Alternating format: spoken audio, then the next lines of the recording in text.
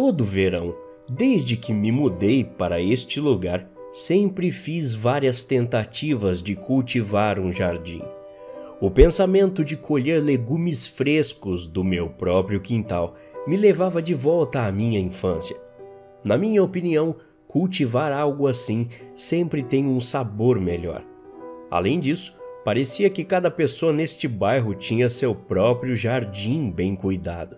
Eu poderia fazer uma lista de razões pelas quais queria de qualquer forma conseguir cultivar alguma coisa e acreditava que o trabalho necessário para preparar o solo, plantar as sementes e cuidar da água e das ervas daninhas valeria a pena.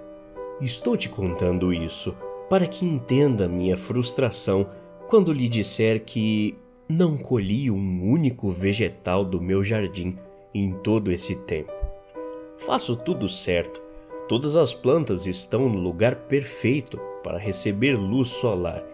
Sempre me certifico de que tenham água suficiente. O que não faz sentido é que as plantas não são frutíferas, mas crescem saudáveis e exuberantes, mostrando suas belas cores para todos os vizinhos. Já tentei plantar vários tipos de legumes ao longo dos anos. Tentei milho, pepino, abobrinha, rabanete, tomate e pimentão de todos os tipos que você possa imaginar. Nenhum deles aflorou uma única vez. E esta era a única coisa que eu queria. Quando o dia das bruxas chegou e o verão acabou, eu tinha acabado de chegar em casa depois de um longo dia de trabalho. Sentado na minha varanda com uma tigela de doces, apreciando o pôr do sol enquanto lia um livro, comecei a pensar no meu fracasso com o jardim. Estava ficando estressado e frustrado com o pensamento de que não conseguia resolver um simples problema. Então, larguei meu livro e caminhei até o jardim, segurando uma pá nas minhas mãos. Resmungando sozinho, pensei que se não fosse cultivar nada ali, era melhor desenterrar o que havia plantado e começar tudo de novo. Esse pensamento veio enquanto eu mergulhava a pá na terra sem nenhuma paciência. Quase disse o que pensava em voz alta, como se o jardim pudesse me ouvir. Coloquei mais emoção por trás de cada impulso que fazia com toda a força que podia reunir, cavando mais fundo. Enquanto eu continuava, me perdi em raiva, e só depois de alguns minutos percebi o quão ignorante estava sendo até diminuir a força. Estava prestes a parar quando minha pá atingiu algo sólido. Ouvi um baque no impacto e não parecia ser de uma pedra. Enfiei a pá mais 2 vezes e ouvi o mesmo baque. Interessado, cavei e tirei um pouco de terra com as mãos, rasgando redes de pequenas raízes para revelar uma tábua de madeira. Meu estado emocional passou de raiva para confusão. Talvez eu não tivesse conseguido cultivar meu jardim no meu quintal, mas poderia ter encontrado o tesouro escondido de alguém. Pensando nisso, cavei ainda mais rápido e joguei terra por toda a parte. Naquela tarde, trabalhei ferozmente para descobrir a superfície dessa caixa. A pior parte foi cortar todas as raízes em torno dessa coisa. Tive dificuldade em puxar a maioria delas com as mãos, tendo que usar a pá para cortá-las primeiro. Dei um passo para trás para olhar melhor e imediatamente notei sua forma. Era a de um caixão. Eu encarei, incrédulo. A casa em que eu estava não era tão velha, então por que haveria um caixão no quintal? Cortei o restante das raízes que rastejavam em torno de suas bordas e agarrei a lateral do caixão, o abrindo. Um conjunto de órbitas vazias olhou para mim, embora o que restava no caixão estivesse longe de ser um esqueleto. Além do crânio, o resto do corpo nu ainda tinha muita carne restante. O cadáver tinha a musculatura de um fisiculturista, mais definição do que eu já vi em uma pessoa viva. Seus órgãos eram visíveis, mal contidos pelo tecido muscular ao redor deles. Tudo sobre esse suposto cadáver, além da cabeça, parecia ainda estar vivo, mas a forma e o tamanho da estrutura óssea pareciam desumanos. Suas veias eram mostradas claramente em todo o corpo. Cada uma estava ligada a uma das raízes que se arrastavam por todo o caixão. Me ajoelhei, só para olhar mais de perto, mas comecei a ouvir alguma coisa. Me inclinando ainda mais, quase toquei o cadáver grotesco. Então parei minha respiração para ouvir a batida rítmica de um coração enchendo meu ouvido. Engasguei, me levantando e dando um passo para trás. Senti meu próprio coração bater mais rápido e subir no meu peito quando me vi respirando descompassadamente de medo. Corri para dentro de casa e peguei meu telefone. Meus dedos se contraíram quando disquei para a emergência. Avisei que havia encontrado um caixão com um corpo no meu quintal, mas que tinha algo de errado com ele. Dei minha localização à telefonista e ela me garantiu que a polícia estava a caminho.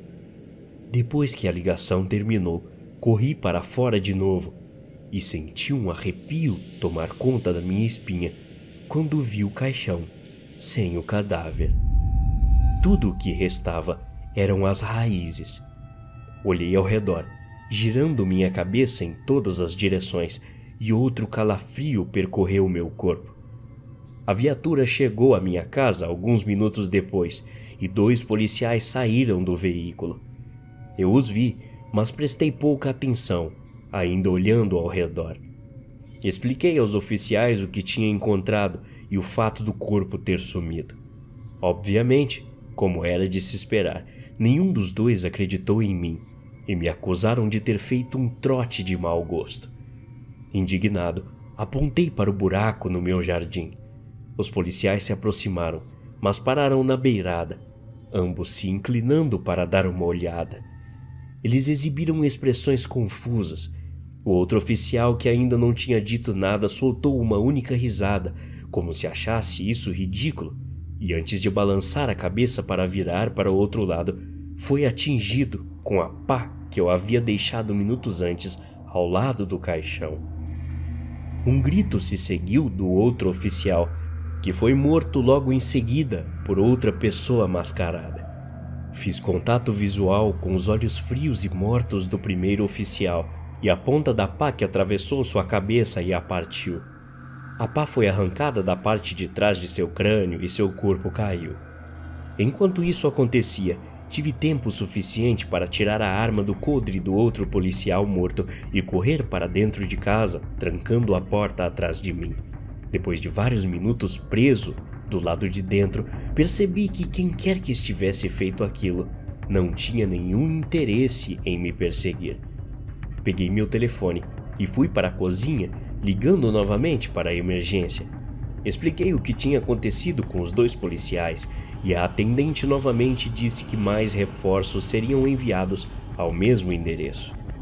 Antes mesmo de desligar, um estrondo ecoou pela casa e eu tremi com o barulho repentino, levantando a arma em minhas mãos trêmulas que a seguravam.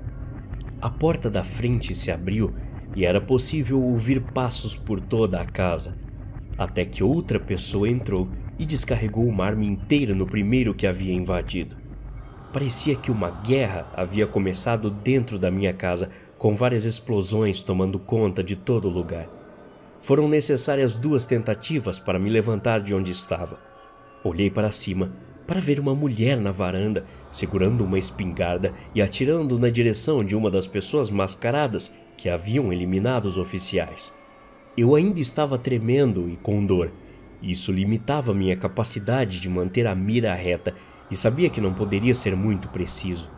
Mas não estava longe do meu alvo, então disparei algumas balas, algumas atingindo o chão, outras atingindo aquela pessoa desconhecida, até que seu corpo não se movesse mais. Recuei para a varanda da casa ao lado da mulher segurando a espingarda, mantendo minha arma vazia apontada para o cadáver agora sem vida. Mais sirenes se aproximavam. Depois de alguns minutos, sentei na escada e baixei a arma, colocando-a no degrau ao meu lado. Eu, sinceramente, esperava que finalmente tivesse acabado. Um caminhão blindado da polícia Parou na rua em que estávamos, seguido por uma caravana de todos os tipos de veículos de emergência, ambulâncias, caminhões de bombeiros e até policiais de algumas das cidades ao redor da nossa. Eles estavam armados com rifles e outras armas pesadas, e a primeira ação que fizeram foi cercar o cadáver da pessoa mascarada. Depois de retirarem o que cobria sua face, descobrimos incrédulos que era uma das pessoas mais velhas que morava na vizinhança. O que ninguém entendeu, ou fingiu não entender, era o motivo pelo qual aquele senhor teria tirado a vida de tantas pessoas. A mulher que havia me salvado gritou pelos paramédicos. Alguns deles correram até ela. Então foram levados até o cadáver que eu havia encontrado enterrado no jardim. Segundo a mulher, aquele era seu marido, desaparecido há meses atrás. Ouvi-la gritar de desespero e angústia repetidamente, dizendo que tinha certeza de que seu marido não havia a abandonado propositalmente. Me levantei e manquei até eles. Conversei com os paramédicos por um tempo e avisei o que tinha acontecido. Depois de saber que muitas pessoas da vizinhança haviam se machucado ou mesmo morrido, me abaixei no meio-fio, tentando entender o que mais tinha acontecido ali. Observei a mulher seguir com os paramédicos enquanto eles carregavam seu falecido marido em uma maca e ela esperava do lado de fora da ambulância. Ela observou o veículo sair antes de se sentar ao meu lado no meio-fio. Tentei dizer algo, mas acabei falhando. Eu queria dar os pêsames a ela pelo que aconteceu com seu marido, mas não sabia como dizer isso.